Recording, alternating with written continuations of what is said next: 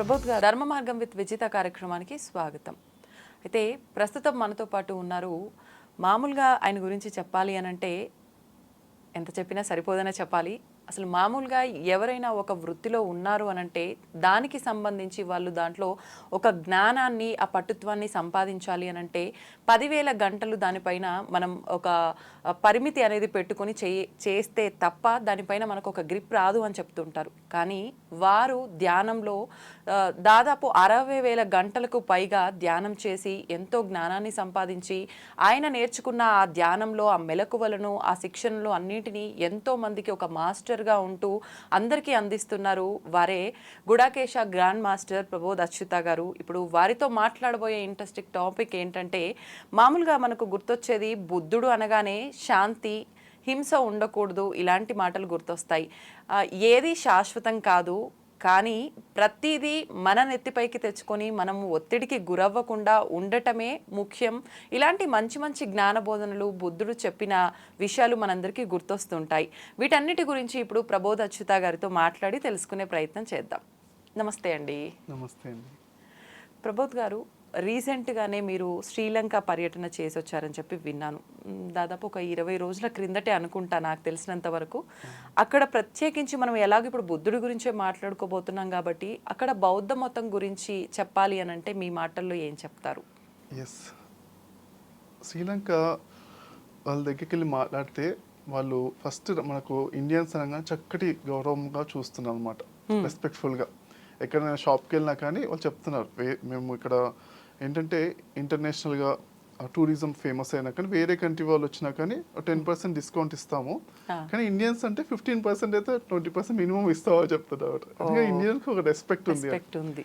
ఏంటి అంటే దీని కొంచెం లోతుల్లోకి వెళ్తే మరి అశోక చక్రవర్తి తను బుద్ధిజంను చాలా స్ప్రెడ్ చేద్దామని చెప్పి వాళ్ళ కొడుకును అంటే ఒక రిహంత్ మహేంద్ర అనే మరి తన కొడుకు ఎప్పుడైతే శ్రీలంకకు వెళ్ళి బుద్ధిజం అక్కడ వాళ్ళకి నేర్పించారో, అయితే వాళ్ళు బుద్ధిజం అంటే అరిహంత్ మహేంద్ర శ్రీలంకకు అడుగు పెట్టిన రోజుని ఇప్పటికీ ప్రతి సంవత్సరము హాలిడేగా పెట్టుకున్నారు అన్నమాట. ప్రతి జూన్లో వచ్చే పౌర్ణమిని హాలిడేగా ప్రకటించారు. ఎందుకంటే వాళ్ళకు బుద్ధిజం అంటే అంత ఇంపార్టెన్స్ అనమాట. అందులో 80% పైగా బుద్ధిజం ఉన్న మాస్టర్స్ ఉన్నారు అనమాట. అంటే బుద్ధిజం అనే మతాన్ని, రిలీజన్ని ఫాలో అయ్యే వాళ్ళు 80% మంది ఉన్నారన్నమాట శ్రీలంక మొత్తంలో. హిందువులు ఒక 12% ఉన్నారు, ముస్లింలు మిగతా వాళ్ళందరూ కలిసి ఒక 7%, 8% ఉన్నారన్నమాట.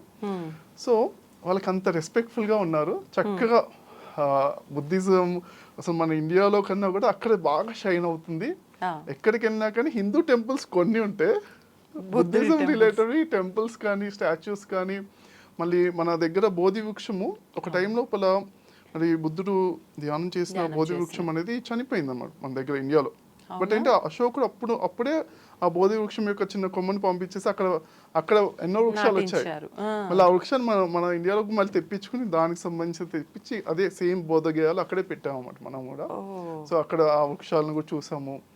ఆ వృక్షం కూడా 2,000 సంవత్సరాలు పైగా ఉన్న వృక్షాలు కూడా ఉన్నాయన్నమాట. మన ఈ బుద్ధుడు 2,500 సంవత్సరాల క్రితం ఉండేవాడు కదా. అక్కడ వాళ్ళ దగ్గరికి తీసుకెళ్లేసరికి మరి సంఘమిత్ర అంటే అశోక చక్రవర్తి కూతురు అనమాట, ఆ వృక్షాన్ని పట్టుకుని వెళ్ళింది వాళ్ళ దగ్గరికి. చిన్న వృక్షం యొక్క చిన్న సాప్లింగ్ తీసుకువెళ్ళి అక్కడ పెట్టారు. అప్పటి నుంచి ఆ 2,300 సంవత్సరాల నుంచి ఆ వృక్షం ఇప్పటికీ ఉంది. సో ఈ విధంగా ఎన్నో విషయాలు చక్కగా ఉన్నాయి. అక్కడ శ్రీలంకలో నాకు నచ్చిన విషయం ఏంటంటే చాలా చాలా వెళ్తుంటే చాలా వృక్షాలు రోడ్డు పైన కూడా ఎంతెంత పెద్ద వృక్షాలు ఉన్నాయంటే ప్రతి వృక్షాన్ని చూస్తే, పెద్ద వృక్షాన్ని చూస్తే నాకు ఒక 8వ వింత చూసినట్టే అనిపిస్తుంది. అన్నీ కూడా 100 సంవత్సరాల పైగా వృక్షాలు చాలా ఎక్కువ ఉన్నాయి అన్నమాట. అది కూడా చాలా చక్కగా ఎంజాయ్ చేస్తాం అక్కడ. మామూలుగా దేవతా వృక్షాలు మాత్రమే ఎక్కువ సంవత్సరాల వయస్సు ఉంటుంది అని చెప్పి అంటుంటాం కదండి. కానీ ఇప్పుడు మీరు చెప్పినట్టుగా చూస్తే ఆ వృక్షాలు అన్ని వేల సంవత్సరాల పాటు ఉన్నాయి అని చెప్పంటే మరి అది దేవతా వృక్షం కిందే భావించాలి. కానీ బుద్ధుడే చెప్పాడు ఆయన మాటల్లో, నేను దేవుణ్ణి కాదు అని చెప్పి. ఎలా తీసుకోవచ్చు అంటారు ఈ విషయాన్ని మనం? అయితే రాముడు కూడా ఎప్పుడు కూడా తన దేవుడు అని ప్రకటించుకోలేదు. అయితే బుద్ధుడు కూడా తను కూడా ఎప్పుడు నేను దేవుడిని అని ప్రకటించుకోలేదు. అయితే కాకపోతే అంటే వాల్మీకి రామాయణంలోనే దశావతారాల గురించి రాసినప్పుడు బుద్ధుడు కూడా ఒక అవతారం ఉందని క్లియర్గా రాశారనమాట. ఓ మరి ఆ విధంగా మన శాస్త్రాల లోపల అన్ని లోపల అంటే వేదవ్యాసుడి దగ్గర నుంచి అందరూ కూడా బుద్ధుడిని ఒక మరి చక్కటి అవతార స్వరూపంగా గుర్తించారు. అయితే బుద్ధుడు చెప్పిన విధానమే డిఫరెంట్ ఉందన్నమాట. అంటే ఆయన చెప్పింది ఏంటంటే నీవు సాధనలో వెళ్తూ ఉంటే నేను అడ్డం వస్తే నన్ను కూడా నరికేసి ముందుకు వెళ్ళిపో అని చెప్పారన్నమాట.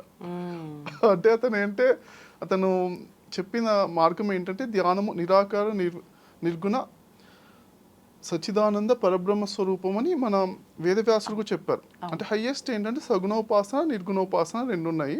సగుణోపాసనలో మనము దేవతల విగ్రహాలు పెడతాము, దానికన్నా గొప్పది నిర్గుణోపాసన అని చెప్తారన్నమాట. దానికన్నా మన ముక్తినిచ్చేది మోక్షాన్ని ఇచ్చేది కూడా నిర్గుణోపాసన. కాకపోతే నిర్గుణోపాసనలో అంటే ఆలోచన లేకుండా కూర్చోవాలన్నమాట. అది కష్టం అవుతుంది అనేసి అందరికీ అది ఓన్లీ గురువు ఉన్నప్పుడే సాధ్యం అవుతుంది అనమాట. నిర్గుణోపాసన అని మన శాస్త్రాలు చెప్పేసి క్లియర్ గురువు ఉండాలి ఖచ్చితంగా అని చెప్పేసి. అయితే బుద్ధుడు అంటే మరి ఆయన ఉన్నప్పుడు బాగా గైడెన్స్ ఇచ్చి చాలా మంది ఎన్లైటెండ్ అయ్యారు. ముక్తి అంటే దుఃఖరాహిత్య స్థితి, దుఃఖాల నుంచి బయటపడ్డారు చాలా మంది. అయితే మరి బుద్ధుడు చనిపోయేటప్పుడు ఇంకా ఎప్పుడు కూడా ఈ సగుణోపాసన ఎప్పుడు ఎంకరేజ్ చేయలేదు. నా విగ్రహాలు పెట్టుకుని పూజ చేయలేదు వస్తుందో చెప్పలేదు. అప్పో దీపభావం నేను ఇప్పుడు వెళ్ళిపోతున్నా మరి ఎట్లా గురువు గారు అని అడిగితే అప్పో దీపభావం అని చెప్పి వెళ్ళిపోయారు. చివరి సెంటెన్స్ అదనమాట. అప్పో అంటే నీ లోపల నీవే దీపాన్ని వెలిగించుకో, నీకు నీవే ఓన్గా ప్రాక్టీస్ చేసుకో అని చెప్పారనమాట. అలా చెప్పారు. అయితే ఇప్పుడు బుద్ధుడికి సంబంధించి విగ్రహము లేదు, నేను దేవుణ్ణి కాదు అని ఆయన చెప్పారు. కానీ ఇప్పుడు ఒక మతమే ఏర్పాటు చేసి బౌద్ధ మతము అని చెప్పి అందరినీ కూడా మనం చూస్తున్నాం, రోజు రోజుకి ఎక్కువైపోతున్నారు ఆ మతానికి సంబంధించిన వాళ్ళు అనేది. అయితే ఎందుకు ఇదంతా జరుగుతుందంటారు? ఆయన చెప్పిన మాటలు ఎక్కడైనా మతానికి సంబంధించిన మాటలు ఉండటము అదంతా ఏమైనా జరిగిందంటారా? ఆయన చెప్పింది ఓన్లీ ధ్యానం గురించి చెప్పానండి. అయితే శ్రీలంకలో మరి నా ఒక ఫ్రెండ్ని కలిసి అడిగితే అతను చెప్తున్నా అన్నమాట, అసలు వాళ్ళు మతంలోనే పుట్టి అదే పుట్టి పెరుగుతున్నా కానీ వాళ్ళకి బేసిక్స్ కూడా కొన్ని బేసిక్స్ తెలియని వాళ్ళు కూడా ఉన్నారు. ఒక 25 years వచ్చిన యంగ్స్టర్స్ కూడా అదేంటి ధ్యానం మేము కూడా చేయొచ్చా, బుద్ధుడు ఏమో అతను ఒక్కడే చేస్తాడేమో మాకు కూడా మేము కూడా చేయొచ్చా, పర్మిషన్ వద్దా అలా అడుగుతున్నారు. వాళ్ళు ఆ మతంలో పుట్టి పెరుగుతున్నా కానీ ఎన్నో స్టోరీస్ విన్నారు. కానీ ఆ బుద్ధుడు అంటే మెడిటేషన్ అంటే ఓన్లీ బుద్ధుడు చేస్తాడేమో మాకు సంబంధం లేదేమో అనుకునే వాళ్ళు కూడా ఉన్నారన్నమాట. అయితే ఇక్కడ ఏంటంటే మతం అనేది ఆయన చెప్పిన టైంలో లేదు, శిల్పాలు లేవు, బుద్ధుడి విగ్రహాలు లేవు. అది కల్చర్గా ఎన్నో చక్కగా వాళ్ళు ఫెస్టివల్స్ పెట్టుకుని రకరకాలుగా ఎన్నెన్నో క్రియేట్ చేశారు దాని మధ్యలో. అయితే ఎందుకు అంటే మరి మధ్య లోపల మరి బ్రిటిషర్స్ ఆక్యుపై చేసినప్పుడు కానీ మరి మిగతా ఎన్నెన్నో సిచ్యువేషన్స్ అవుతున్నప్పుడు ఇది ప్రాక్టీస్ చేసే వాళ్ళు తక్కువైపోతున్నారు. దానికి తక్కువైపోతుంటే వీళ్ళకి ఏదో విధంగా ప్రాక్టీస్ చేయండి ధ్యానంలో కూర్చోండి అంటే వినేవాళ్ళు తక్కువ మంది ఉంటారు కదా. అయినా కానీ మరి దీని యొక్క ఇంపార్టెన్స్ తెలియాలి అనేసి మతాన్ని సృష్టించారన్నమాట వాళ్ళే. అక్కడ ముఖ్యంగా శ్రీలంకలో కానీ అందరికి ఒక మంచి ఆ జ్ఞానాన్ని ఆయన ఇచ్చిన జ్ఞానాన్ని అందివ్వాలి అని అంటే కథల రూపంలో అందివ్వాలి అని ఇంకా కల్చర్ ప్రకారం మాకంటూ ఒకటి సృష్టించుకోవాలి అనే విధానంతో వచ్చిందే ఈ మతం పెట్టారు. మన మతము దాని కల్చర్ సంస్కృతి ఎలా ఉంటుంది నిజంగా సంస్కృతి, ఆయన చెప్పిన తత్వశాస్త్రం యొక్క మాటలు అవన్నీ కూడా అదే మామూలుగా. అంటే ఆయన చెప్పింది ఏంటంటే ఎక్కువగా మీరు మెడిటేషన్ చేయండి, మీరు ఒక టెక్నిక్ చెప్పి ఆయన గొప్పతనం ఏంటంటే అసలు ఎంతో మంది ఎన్లైటెన్ మాస్టర్స్ ఉన్నారు. అంటే ముక్తి పొందిన మాస్టర్స్ అంటే ఎప్పుడు సదా ఆనంద స్థితిలో ఉన్న వాళ్ళు ఎంతో మంది ఉన్నా కానీ అతనికి మిగతా అందరికి మధ్యలో డిఫరెన్స్ ఏంటంటే ఒకానొక జన్మలో చాలా అనేక కోట్ల జన్మల క్రితము అతను ఏమనుకున్నా అంటే ఒకరోజు ఒక గొప్ప ఎన్లైటెన్ పర్సన్ వచ్చారన్నమాట. వాళ్ళంటే బుద్ధుడు అంటే అంటే 3 levels ఉన్నాయన్నమాట. అరిహంత్, బుద్ధ, సమ్మా సంబుద్ధ అని 3 levels ఉన్నాయన్నమాట. అరిహంత్ అంటే ఆయన అంటే లోపల శత్రువుని జయించారన్నమాట. అరిహంత్ జయించిన వాడు. బుద్ధుడు అంటే చెప్పేవాడు అన్నమాట, చెప్పడం స్టార్ట్ చేశారు. నాకు తెలిసింది ఇప్పుడు చెప్తున్నా అన్నమాట. తర్వాత మూడోది అంటే సమ్మా సంబుద్ధుడు అని అంటారన్నమాట. అంటే అన్నీ తెలుసుకున్నవాడు అని అర్థం అన్నమాట. అంటే వీళ్ళంటే సర్వజ్ఞత గురించి నా రీసెర్చ్ అనమాట అతను. ఇదేంటంటే ఇప్పుడు మనము ఒక ఎగ్జాంపుల్ చెప్తాను. ఇప్పుడు అంటే దీని లోపల రెండు రకాలుగా ఉన్నాయన్నమాట. హీనయానం, మహాయానం అని ఒక రెండు తెగలుగా విడిపోయింది బుద్ధిజం. వాళ్ళ తర్వాత బుద్ధి శిష్యులందరూ కూడా రెండు తెగలుగా విడిపోయారు అనమాట. ఓకే. అయితే హీనయానం ఏంటి? హీనయానంలో ఇప్పుడు హీన అంటే తక్కువగా అన్నట్టుగా ఉంది కదా, అందుకే దాని పేరు మార్చి తెరావాదం అని పెట్టారు. తెరావాద అని పెట్టారు అన్నమాట. ఈ మహాయానము తెరావాదం అని రెండు ఉన్నాయి. అయితే ఈ మహాయానము అంటే ఏంటంటే ఇప్పుడు మనము వెంటనే మనం చక్కగా ధ్యానం సాధన చేస్తున్న దుఃఖాలన్నీ బయటికి వెళ్ళిపోయి మనం చక్కగా ఎన్లైటెండ్ అయిపోవడం అనేది, అది ఫాస్ట్గా ఎన్లైటెండ్ అయిపోవాలి ఎవరికి వాళ్ళు అని చూసుకునేది, తమకు తాము చూసుకునేది, అది తెరావాదం అన్నమాట. తర్వాత నెక్స్ట్ ఏంటి మహాయానము అంటే ఏంటంటే నేను అందరూ అంటే వీలైనంత లాస్ట్లో ఎన్లైటెండ్ అవుతాను, అన్నీ తెలుసుకున్న తర్వాత ఎన్లైటెండ్ అవుతాను, అప్పటి వరకు నేను జన్మలు మళ్ళీ తీసుకుంటూనే ఉంటాను, అన్నిటిపైన రీసెర్చ్ చేసి ఎంతో సబ్జెక్ట్ నాకు కంప్లీట్గా తెలియందే నేను ఒక గురు స్థితిలో అందరికి నేర్పించాను, అన్నీ నాకు తెలియాలి ఫస్ట్, కంప్లీట్గా అన్ని తెలిసిన తర్వాత ఎన్లైటెండ్ అవుతాను పక్క, అది గట్టి నిశ్చయం తీసుకుని ఉండడమే అది మహాయానం అనమాట. ఆయన గౌతమ బుద్ధుడు ఒకనొక జన్మలో అతను అలానే ఇంకొక సమ్మా సంబుద్ధుడు వచ్చినప్పుడు నేను కూడా మీలాగానే అన్నిటినీ ఇప్పుడు భూమి మీద నేర్చుకోవాలంటే ఎంతమంది ఉన్నారు మనకి? ఇప్పుడు 800 కోట్ల మంది. 800 కోట్ల మంది యొక్క జీవితాల యొక్క అవగాహన ఉండాలి నాకు. అన్ని రకాలుగా జన్మలెత్తి మళ్ళీ ఒక భూలోకమే కాదు ఎన్నో లోకాల్లో మళ్ళీ ఎన్నో కోట్లాది రకాలుగా జన్మలెత్తి ఆ ప్రతి సబ్జెక్ట్ అంతటిని నేర్చుకున్న తర్వాతే నేను ఎన్లైటెండ్ అయ్యి అప్పుడే నేర్పిస్తాను అనేది ఆ క్లారిటీతో నిర్ణయం తీసుకోవడమే ఆ సమ్మా సంబుద్ధుడు అనే ఒక టెక్నాలజీ అనమాట. అది గొప్ప, అందుకే ఆయన్ని చాలా గొప్ప రెస్పెక్ట్ఫుల్గా చూస్తాం అన్నమాట. ఎందుకంటే అవతార పురుషుగా చూస్తున్న కారణం మెయిన్గా ఇదనమాట. ఆయనకి ఏదైనా కానీ క్లారిటీగా తెలిసిపోతుంది అనమాట. అన్ని విషయాలు కూడా తన జన్మలు బాగా చూడగలుగుతారు, అలానే ఎదుటి వాళ్ళు చూడగానే ఎన్నో జన్మలన్నీ చూసేసి వాళ్ళకు ఏది బెస్ట్ అంటే ధ్యానం లోపల ఎన్నో టెక్నిక్స్ ఉన్నాయి. మరి శివుడు పార్వతికి 100కు పైగా టెక్నిక్స్ చెప్పాడు, 108 టెక్నిక్స్ చెప్పారు. అయితే మరి ఇంకా ఎన్నెన్నో టెక్నిక్స్ ఉన్నాయి. ఎవరికి ఏ టెక్నిక్ బాగా సూట్ అవుతుంది అని వెంటనే చూసి అన్ని జన్మలు చూసేసి చెప్పేస్తారు అనమాట. ఫాస్టెస్ట్గా ఎన్లైటెన్ తీసుకురావడానికి ఆయన ఎక్స్పర్టైజ్ ఉంటుంది అనమాట. అందుకే ఆయన సమ్మా సంబుద్ధుడు అని చెప్పారు అనమాట. ఓకే. ఇప్పుడు ఎవరైతే ఇప్పుడు మీరు అన్నట్టుగా ఎన్లైటెన్ అయిన మాస్టర్స్ ఉన్నారో వాళ్ళకు కూడా ఇటువంటి విధానం ఒకటి అలవాటు పడి ఉంటుందంటారా? వాళ్ళు కూడా ఒక మనిషిని చూడగానే అంచనా వేయగలుగుతారంటారా? వాళ్ళ ఎన్లైటన్మెంట్ యొక్క లెవెల్స్ బట్టి ఉంటాయన్నమాట ఖచ్చితంగా. వాళ్ళ ఇప్పుడు ఏంటంటే మనకు అంటే జనరల్గా బేసిక్గా చూసుకుంటే తమో గుణము, రజో గుణము, సాత్విక గుణము అని 3 గుణాలు ఉన్నాయి. తమో గుణము గురించి అంటే వాళ్ళకి బాడీ రిలేటెడే ఎక్కువగా ఇంట్రెస్ట్ ఉంటుంది అన్నమాట. వాళ్ళకి తిండి, నిద్ర, లేకపోతే భౌతిక సుఖాలు శరీరం రిలేటెడే ఉంటాయి. అందుకే మనము వీళ్ళకి నేర్పించాలంటే దానికి తగ్గట్టుగానే నేర్పించాలి. ఇప్పుడు మనం కుంగ్ఫూ పాండా మూవీ చూసినప్పుడు అందులోపల అంటే ఆ పాండాకి తిండి పిచ్చి బాగా ఇంట్రెస్ట్ అనమాట. అందుకే వాడికి కుంగ్ఫూ నేర్పించాలంటే వాడికి బద్ధకం మామూలుగా. అందుకే వాళ్ళ మాస్టర్ ఏం చేస్తాను, చక్కగా ఫుడ్ పట్టుకుని నువ్వు నాకు టచ్ చేస్తే నా చేతిలో తీసుకుని తింటావు అని చెప్తాడు. అని చెప్పగానే ఆ కుంగ్ఫూ పాండాకు బాగా ఇంట్రెస్ట్ వచ్చేసి అప్పుడు కుంగ్ఫూ నేర్చుకుంటారు. అలా అనమాట. అంటే వీళ్ళకి తగ్గట్టుగా ఆ టెక్నిక్స్ నేర్పించాలి. రజోగుణం ఉన్నవాడికి అంటే వాడికి మైండ్ ఫాస్ట్గా తిరుగుతూ ఉంటుంది అనమాట. కూర్చుని ధ్యానం చేయంటే వాళ్ళకు అబ్బా బాబాయ్ నేను ఎట్లా కూర్చుంటా అంటారు అనమాట వెంటనే. అందుకే వాళ్ళకి ఏంటంటే ఇప్పుడు for example drunk and kung fu అనే ఒక మూవీస్ ఉన్నాయి, జాకీ చాన్వి ఎన్నెన్నో మూవీస్ ఉన్నాయి డ్రంక్ అండ్ కుంగ్ఫూ.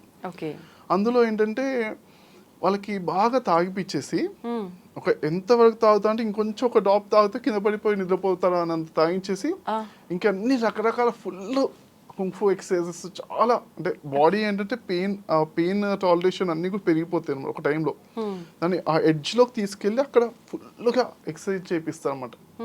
అలా చేయిస్తూ వాళ్ళకి నేర్పిస్తారు డ్రంక్ అండ్ కుంగ్ఫూ. అంటే ఇది మూవీస్ వరకేనా, నిజ జీవితంలో కూడా ఇలాంటిది ఉందా? నిజ జీవితంలో కూడా ఒక్కొక్క మాస్టర్ ఒక్కొక్క శిష్యుడికి నేర్పిస్తున్నారు పక్క. అంటే వాళ్ళ మెథడాలజీ విధానం వాళ్ళు ఏ విధంగా అయితే బాగా నేర్చుకుంటారు అని చూసి దానికి తగ్గట్టుగా నేర్పిస్తారు. వాళ్ళ వీక్ పాయింట్ తీసుకొని దాని ద్వారానే వాళ్ళకి విద్యని నేర్పిస్తుంటారు. వాళ్ళ ఎవరైనా ఎవరి వీక్ పాయింట్స్ అయినా అవే స్ట్రాంగ్ పాయింట్స్ గా మార్చుకోవచ్చు అన్నమాట.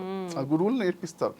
ఇప్పుడు మన గురుకులంలో కూడా అంటే ఇదివరకు ఎంతో మంది శిష్యులు ఉన్నా కానీ అందరికీ గమనిస్తూ ఎవరెవరికి ఏవేవి వీక్నెసెస్ ఉన్నాయి, స్ట్రెంగ్స్ ఉన్నాయి చూసుకుంటూ వాటి దాన్ని బట్టి ఆ గురువు నేర్పిస్తారు. వీక్ పాయింట్ అంటే అది ఇంట్రెస్టింగ్ పాయింట్, మాయ పాయింట్ అది. మాయ పాయింట్ అంటే అది చక్కగా వాళ్ళకి ఇంకా స్ట్రెంత్ అయ్యేలాగా, వాళ్ళకి ఒక వీక్నెస్ అని చెప్పకుండా కానీ వాళ్ళకి అదొక మాయ, దానిపైన మాయ ఎక్కువ ఉంటుంది అన్నమాట. శరీరం పైన మాయ ఎక్కువ ఉన్న వాళ్ళని తమ గుణం అని చెప్తారు. అన్ని మాయల నుంచి బయటపడమే మరి మన ముక్తి అన్నమాట. అన్ని మాయలను గమనించుకుని చక్కగా మనం ఎప్పుడు ఆనంద స్థితిలో ఉండమే. మాయ అంటే బాధ పెట్టేది మాయ, అంటే సంతోషాన్ని ఇస్తుంది. ముందు బాధ పెట్టే ముందు ఒక గాలం వేసినట్టు చక్కగా సంతోషాన్ని ఇచ్చి తర్వాత బాధ పెడుతుంది. ఒకసారి బాధ పెడుతుందా 100 సార్లు బాధపడుతుందా అనేది మనం ఎంత మాయలో కొట్టుమిట్టాడుతూ ఉంటుంది అన్నమాట. అయితే ఇప్పుడు బుద్ధుడికి సంబంధించిన విషయాల్లోంచి కనుక తీసుకుంటే ఆయన గత జన్మల నుంచి ఆయనకు సంబంధించిన అంగుళిమాల కథ అనేది చాలా మందికి ఒక ఇన్స్పిరేషన్ లాగా ఉంటుంది. దాని నుంచి ఏం నేర్చుకోవచ్చు అంటారు? ఒక్కసారి ఆ స్టోరీ గురించి. ఎస్ అండి, అయితే ఇది చక్కటి స్టోరీ, మరి చక్కటి విషయము. మనము ఇందులోపల మనం అప్పుడప్పుడు మధ్యలో బుద్ధుడు చెప్పింది అంటే మెడిటేషన్ రిలేటెడ్ కాబట్టి ఒక మధ్యలో ఒక 10 to 30 seconds మెడిటేషన్ చేస్తూ మధ్యలో మనం తీసుకున్న ఒక 20 seconds మెడిటేషన్ చేశాక దానివల్ల మనకు ఇంకా పీస్ ఆఫ్ మైండ్ కానీ అదే రియల్గా బుద్ధుడి తత్వం మనం కాన్సెప్చువల్గా కాకుండా మనం ప్రాక్టికల్గా కనెక్ట్ అవుతూ మనం ఒక 20 seconds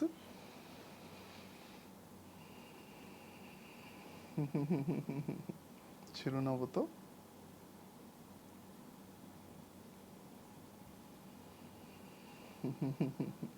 ఆనందంగా 3, 2,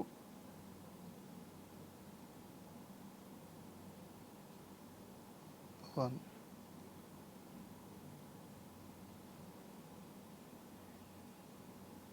0. Thank you. సో మరి ఆ రాజ్యంలో ఒక చక్కటి ఇంటెలిజెంట్ పర్సన్ ఉన్నారన్నమాట. అతను ఒక మరి నలంద తక్షశిల అనే మంచి కాలేజెస్ ఉన్నాయి అప్పుడు బుద్ధుడు ఉన్న టైంలో. అక్కడ కాలేజెస్కి వెళ్ళి నేర్చుకునేవాడు. నేర్చుకునే టైంలో ఏంటంటే తను చాలా ఇంటెలిజెంట్ కదా, ఒక గురువు గారికి ఈయన ప్రియ శిష్యుడిగా ఉన్నాడు. ప్రియ శిష్యుడిగా ఉన్నప్పుడు మిగతా శిష్యులు కొంచెం కోపం ఉంటాయి కదా, జలసీలు అలాంటివి ఉంటాయి కదా. దానివల్ల ఏంటంటే మిగతా శిష్యులు అంటే కొంచెం అబ్జర్వ్ చేసి తర్వాత ఒక గురువు గారికి అనుమానం తెప్పించేలాగా గురువు గారు మీ ఆవిడ తోటి ఈయనకి ఒక అక్రమ సంబంధం ఉందన్నట్టుగా అలా సిచ్యువేషన్ క్రియేట్ చేస్తారు అన్నమాట. క్రియేట్ చేసేసరికి ఆయన కూడా చాలా అంటే అతను గురుస్థితిలో ఉన్నా కానీ కొంచెం అతను విచక్షణ కోల్పోయి తను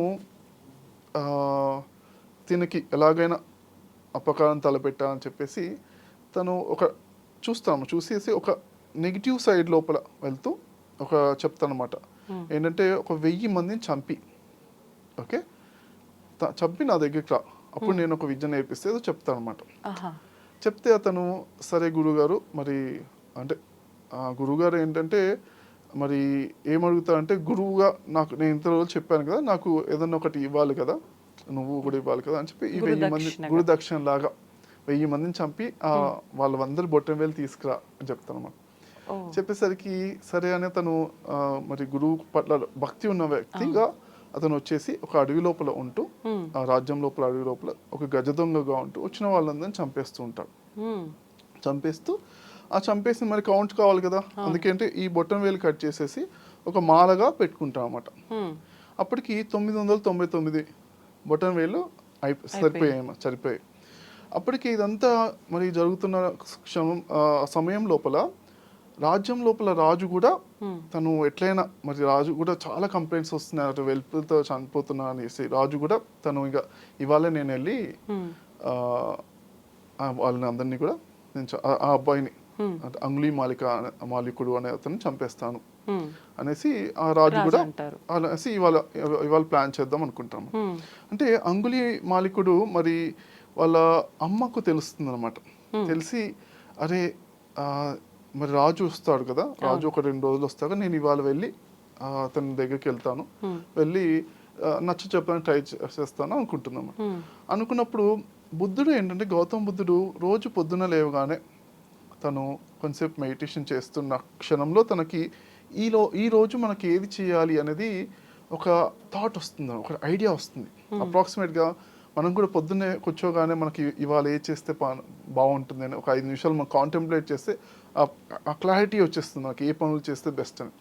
అలానే బుద్ధుడు పొద్దున మరి ధ్యానం చేస్తున్న సమయంలో తనకి వెంటనే ఇవన్నీ కనిపించేస్తాయి అనమాట.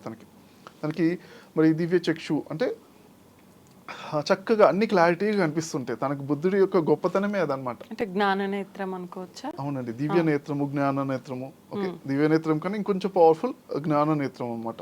దివ్య నేత్రం ఒకటే సైడ్ చూస్తుంది, జ్ఞాన నేత్రం ఎన్నో వైపుల నుంచి ఆయన చూడగలుగుతారు అనమాట. ఆయన పర్ఫెక్ట్గా అంటే కరెక్ట్గా అక్యురసీగా చూడగలుగుతారు, కరెక్ట్ ఉన్నది ఉన్నట్టుగా చూడగలుగుతారు అనమాట. ఆయన అంటే ఆ జన్మ లోపల బుద్ధుడు మరి ఎటువంటి మిరాకిల్స్ చేయలేదు అని మనం విన్నాం. ఇప్పుడు ఈ మధ్యలో బుద్ధ సృష్టించడము ఎన్నెన్నో చేస్తున్నారు, మ్యాజిక్స్ ఎన్నో ఉన్నాయి. ఓకే, ఒక గురువు గారేమో ఒక రింగ్ సృష్టించి ఇచ్చేవాళ్ళు అనమాట.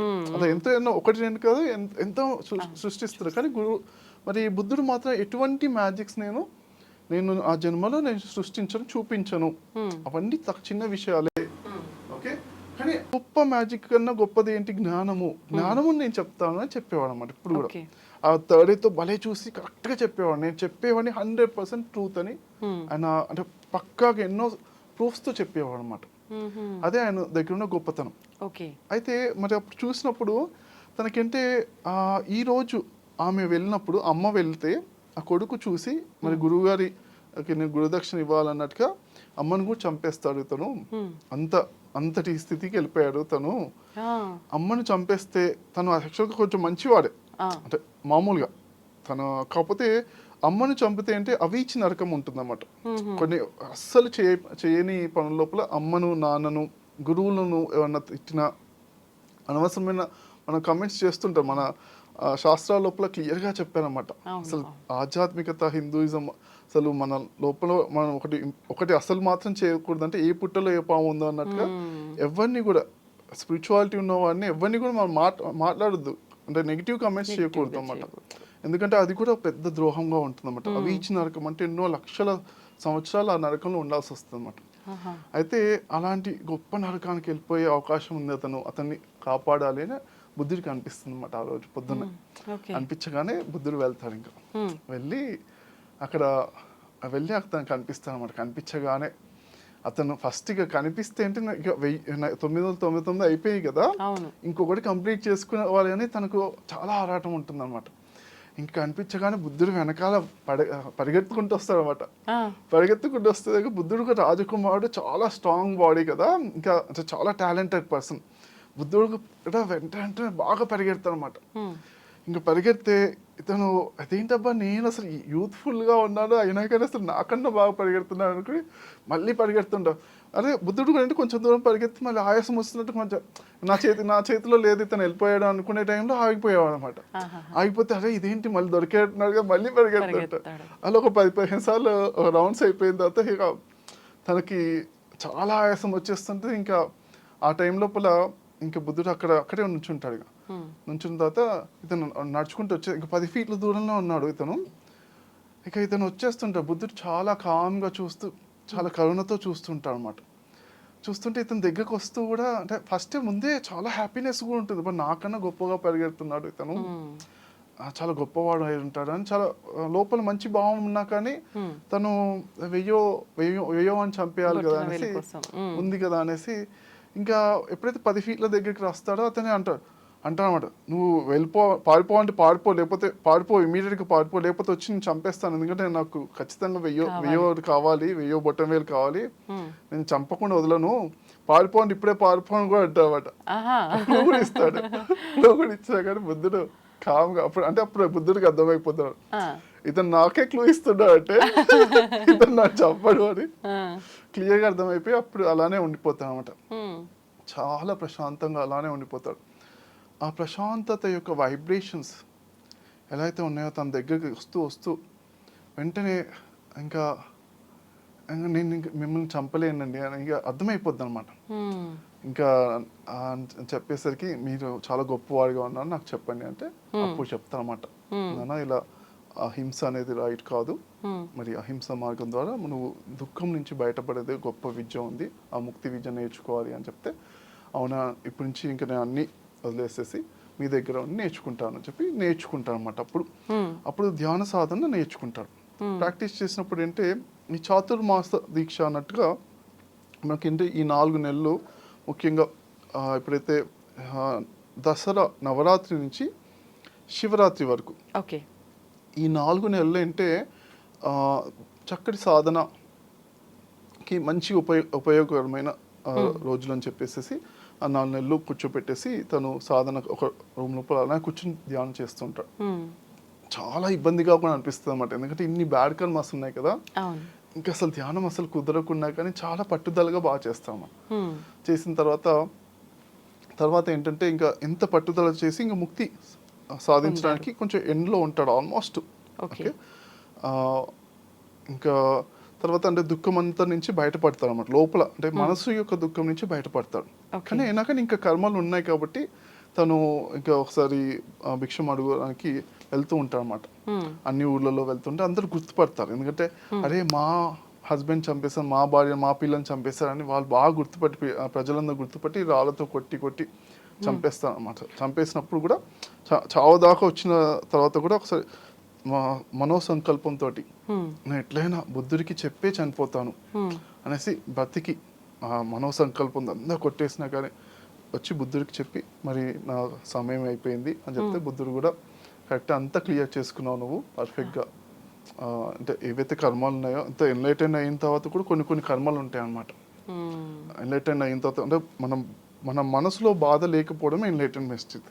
అయినా కానీ ఆ కర్మలు అనేవి ఇబ్బందులు అనేవి ఉన్నాయి కదా, అవన్నీ క్లియర్ చేసుకున్నావు నువ్వు, వెరీ గుడ్ అని చెప్పి అప్రిషియేట్ చేస్తారు.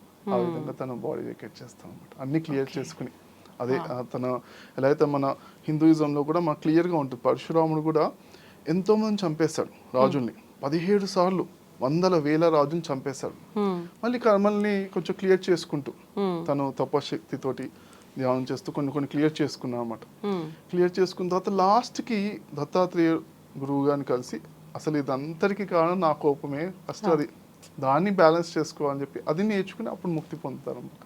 ఓకే.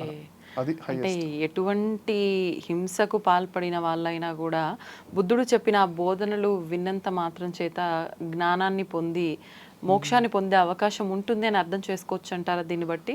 డెఫినెట్లీ అండి. బుద్ధుడి యొక్క గొప్పతనము అలాంటిదన్నమాట. ఒక ఎగ్జాంపుల్తో చెప్తాను, ఒక 20 సెకండ్స్ మరి మెడిటేషన్ చేశాక.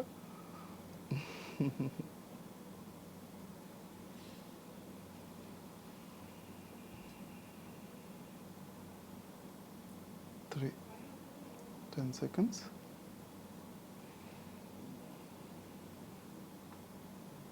2, 1, 0. Very good. అయితే మరి దీనికి ధ్యాన సాధన కావాలి. అది ఒక చక్కటి గురువుల దగ్గర మనము ఆలోచన లేకుండా కూర్చునే ధ్యాన సాధన కావాలన్నమాట. మనం ఆలోచన అనేది వస్తుంది అంటే మనం మళ్ళీ నెక్స్ట్ జన్మలు ఉన్నాయని అర్థం అన్నమాట. ఓకేనా? ఫస్ట్ ఆలోచన రహిత స్థితిలో ఆ ధ్యాన సాధన వచ్చినప్పుడు అంటే మనకు ఫస్ట్ పాజిటివ్గా మాట్లాడడం నేర్చుకుంటాం, మాటలనే ఈజీగా ఉంటాయి.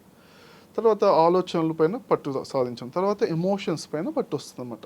మనము దుఃఖం అనేది రాకుండా ఎప్పుడు హ్యాపీగా ఉండి మనల్ని మనం ఉంచుకునే ఆ విద్య వచ్చేస్తుంది అన్నమాట. అది తర్వాత మరి ఇందులోపల ఏంటే ఒక చాలామంది అంటే సాధన చేస్తున్నప్పుడు గౌతమ బుద్ధుడు అంటే ప్రేమ ఉన్నవాళ్ళు, ఆ కనెక్టివిటీ ఉన్నవాళ్ళు కూడా కొంతమంది ఏం చేసేవాళ్ళంటే అరే గౌతమ బుద్ధుడు వచ్చినప్పుడే ఆయన కలిసినప్పుడే నేను ఎన్లైటెన్ అవుతాను. వాళ్ళు సాధన చేసుకున్నారు ఒకనొక జన్మలో, కొన్ని జన్మల్లో సాధన చేసుకుని పరాకాష్ట ఎన్లైటన్మెంట్ దగ్గరికి వచ్చినా కానీ లేదా ఒక పరిపూర్ణమైన ఒక గురువుని కలిసినప్పుడు అదొక సంతోషం వేరే ఉంటుంది అనేసి అప్పుడే మేము ఎన్లైటెన్ అవుతామని కూడా వాళ్ళు ఎన్లైటన్మెంట్ కూడా కొంచెం పోస్ట్ పోన్ చేసుకునే వాళ్ళు కూడా ఉంటారు అన్నమాట. అలాంటి వాళ్ళు కూడా చాలా గొప్పగా మరి గొప్ప స్థితిలో మళ్ళీ అంటే పుడుతుంటారు. వాళ్ళు నెక్స్ట్ జన్మలు కారణ జన్మలు అంటుంటారు కదా, వాళ్ళు అంటే ఎన్లైటెండ్ అయితే ముక్తి అనమాట. వాళ్ళకి భూమి మీద రావాల్సిన అవసరం ఉండదు. అయితే కొంచెం ముందు మళ్ళీ వచ్చారంటే వాళ్ళు గొప్పగా పుడుతుంటారు అనమాట.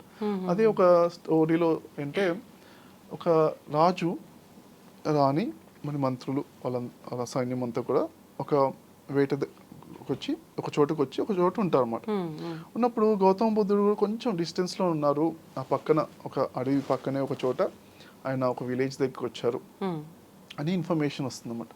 రాజుగారు అంటారు, సరే మనము ఒకసారి మన రాజ్యాన్ని కూడా ఇన్వైట్ చేద్దాము అనేసి వెళ్దాము అనేసి అంటే, నేను వెళ్ళి ఇన్వైట్ చేసి వస్తాను, మీరు ఇక్కడే ఉండండి, జస్ట్ కొంచెం హాఫ్ అన్ అవర్ డిస్టెన్స్ దగ్గర గుర్రం మీద వెళ్తారు.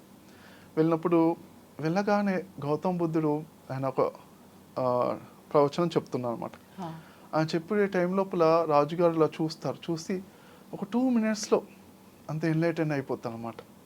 అంటే ఎన్లైటన్మెంట్ అంటే జ్ఞానోదయం అని చెప్తాం కదా, అంటే ఇదేంటే మరి దివ్య జ్ఞాన ప్రకాశం అని, మరి ఆత్మ జ్ఞానం అని ఇవన్నీ రకరకాల పేర్లు ఉన్నాయన్నమాట.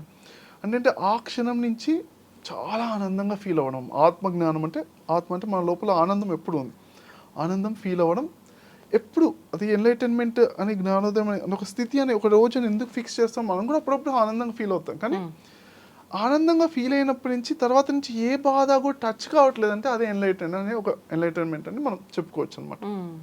ఎన్లైటన్మెంట్ మనం ఆనందంగా ఫీల్ అయ్యాం, ఇక ఇప్పటి నుంచి ఏ బాధ వచ్చినా అది బాధగా కుమిలిపోయే, తక్కువ డిప్రెషన్గా అనిపించదు అనమాట.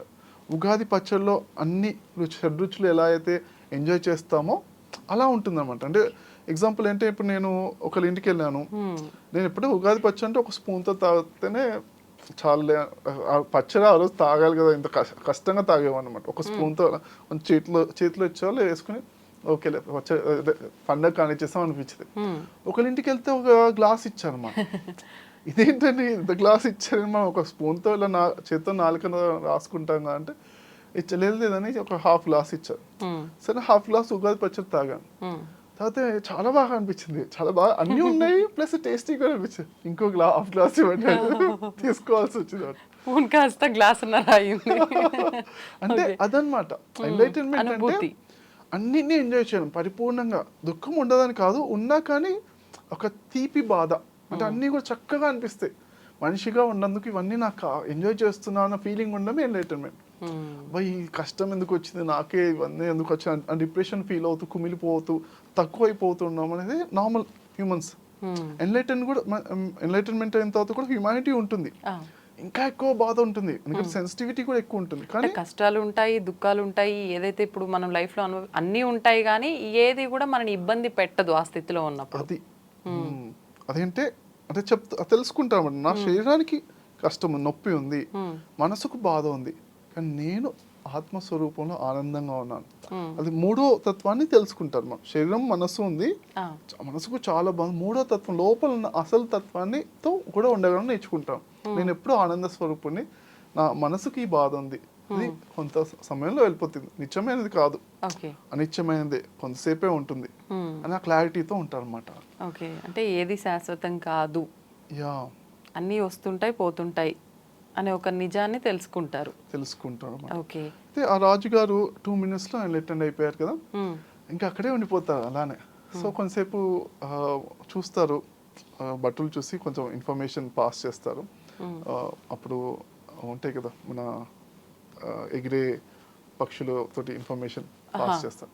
పాస్ చేస్తే సరే ఆయన రాజుగారు అక్కడే ఉండిపోయారు అని చెప్పేసరికి కొంతసేపు అయిన తర్వాత రాణిగారు అంటారు, నేను వెళ్ళి కన్విన్స్ చేసి నేను చెప్తాను, బుద్ధుని ఇన్వైట్ చేసుకొస్తాను అని రాణిగారు బయలుదేరుతారు. బయలుదేరిన తర్వాత ఆవిడ కూడా వచ్చి అలా బుద్ధుడి వైపు చూస్తూ ప్రవచనం వింటూ 20 minutesలో తను కూడా ఎన్లైటెండ్ అయిపోతాను అనమాట. అంటే చాలా ఆనందంగా అలా ఫీల్ అవుతూ, చక్కటి లోపల నుంచి ఆనంద తరంగాలు, శాంతి తరంగాలతో ఫీల్ అయిపోతూ ఎన్లైటెండ్ అయిపోతాను అనమాట. ఎన్లైటెండ్ అయిపోతే ఇంకా తర్వాత మంత్రులు కూడా కొంతసేపు చూస్తారు, చూసి అరే 4 మంత్రులు అనమాట, సరే వాళ్ళు కూడా వస్తారు. వాళ్ళు కూడా వచ్చిన తర్వాత వాళ్ళు కూడా ఒక 1-2 hours వాళ్ళు కూడా ఎన్లైటెండ్ అయిపోతారు, 4. అలా అనమాట. అయితే వీళ్ళందరూ అంటే ఎందుకు వీళ్ళు ఫాస్ట్గా ఎన్లైటెండ్ అయ్యారు, మరి కొంతమంది ఎన్లైటెండ్ అవ్వట్లేదు. బుద్ధుడిని ఒకరోజు ఒకతన్ని అడుగుతాను అనమాట, కానీ మీరు మా ఊరికి వచ్చారంటే మీరు ఎంత గొప్పవాళ్ళు కదా, మీరు రావడం వల్ల మా ఊళ్ళో వాళ్ళందరూ ఎన్లైటెండ్ కావాలి కదా, ఎందుకు మరి మా ఊళ్ళో వాళ్ళందరూ ఎన్లైటెండ్ అవ్వట్లేదు, మా బాధలు ఎందుకు పోవట్లేదు అని అడుగుతాను అనమాట.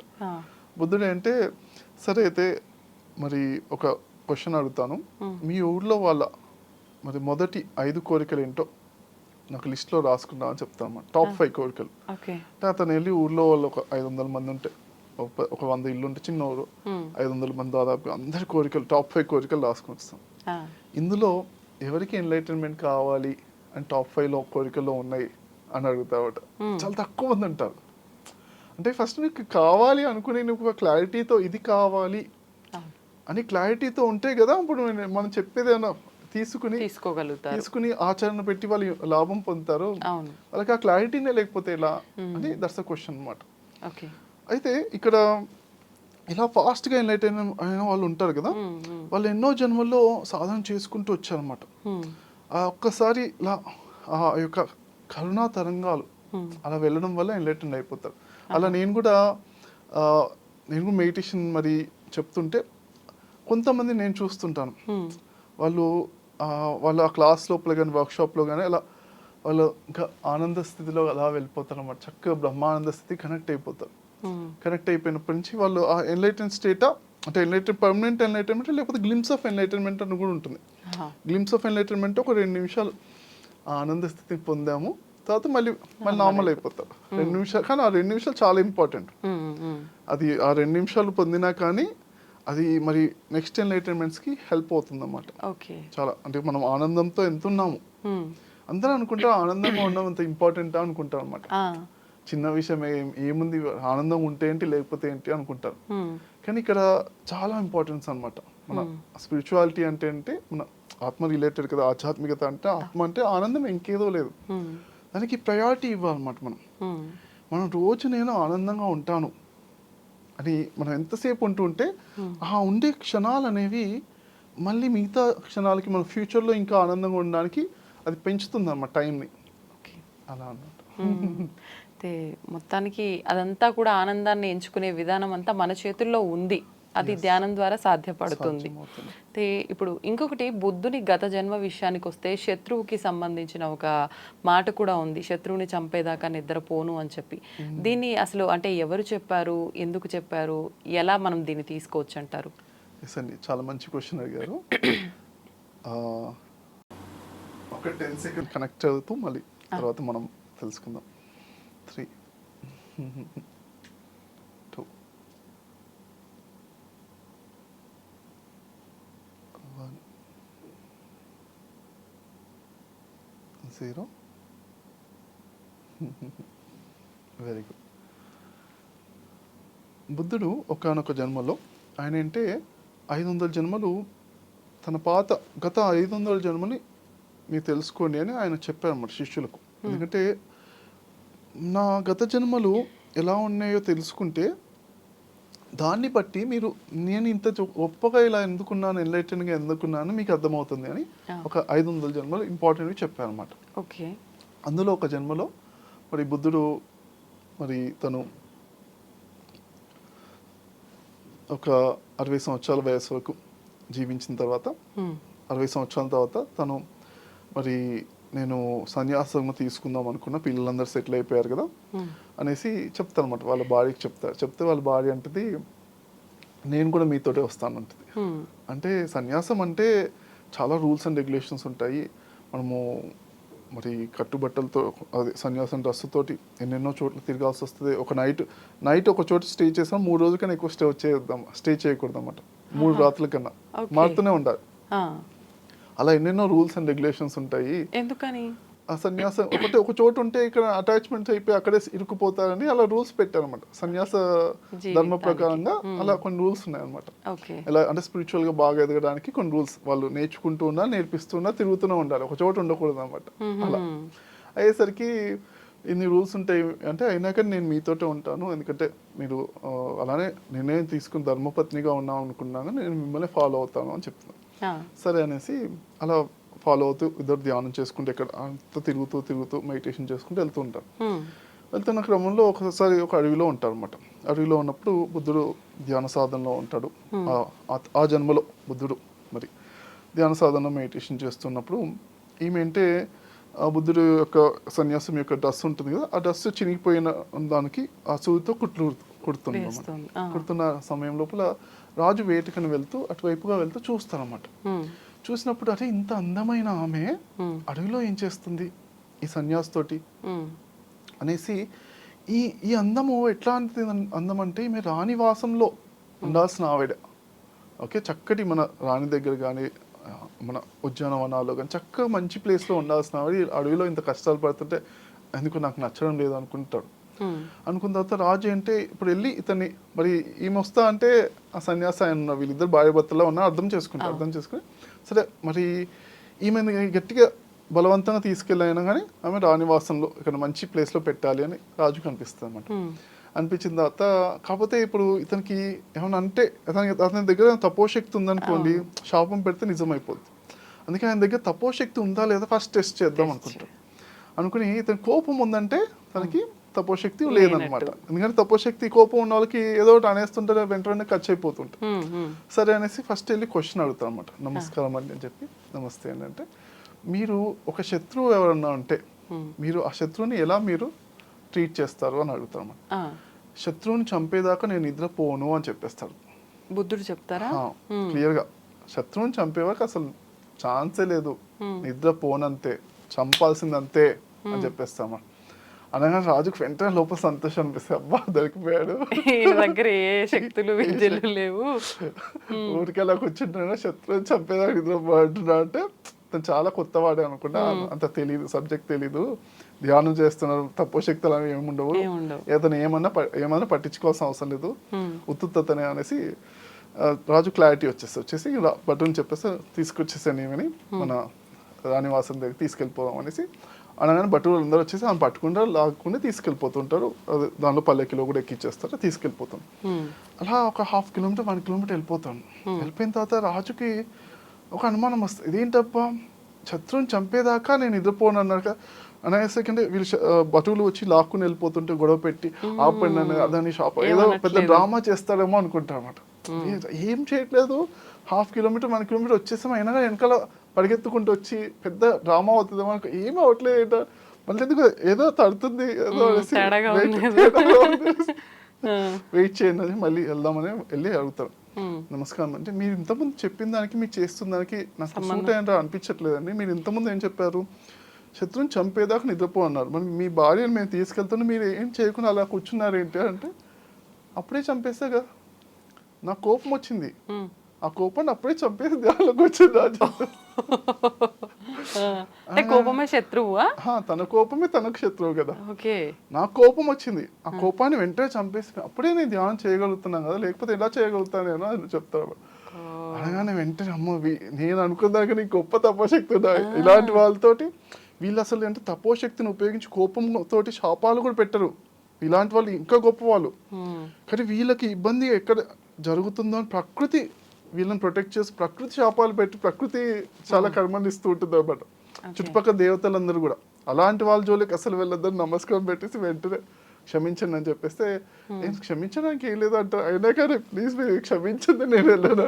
సరే ఓకే, నేను ఎప్పుడు నేను ఫస్ట్ ఆఫ్ ఆల్ బాధపడితే నేను కోప్పడితే కదా నాకు క్షమించాలి, నాకేం బాధ ఏం లేదు అని చెప్పేసి సరే పర్వాలేదు అని చెప్పేసి ఓకే అలా. అయితే అక్కడి నుంచి నేను నేర్చుకున్నది ఏంటంటే, నేను కూడా ఎప్పుడైనా ఆటోలో వెళ్తున్నా, మన హైదరాబాద్లో ఎక్కడైనా ఆటోలో వెళ్తున్నా, ఒకసారి ఆటో వాళ్ళు సిగరెట్ వెలిగించేస్తుంటారు. వెలిగించేస్తే ఇదివరకు కోపం వచ్చేసి వెంటనే అదేంటి ప్యాసివ్ స్మోకింగ్, వాళ్ళకు ఇబ్బంది మనకి ఇబ్బంది, పోనీ మన కస్టమర్స్గా మనకి ఇబ్బంది పెట్టొద్దు కానీ వెంటనే కోపం వచ్చేది వెంటనే చెప్పేసేవాడిని ఇదివరకు. ఇప్పుడు ఏంటంటే అదే ఫస్ట్ ఏంటి మన లోపల కోపాన్ని తగ్గించుకొని బ్యాలెన్స్ చేసిన తర్వాత చెప్దాము అనేసి ఆ క్లారిటీ అనమాట. ఎప్పుడైనా కానీ కోపం ఉన్నప్పుడే చెప్పేయడం అనేది అది ఎవరైనా చేస్తారు, అది ఓకే.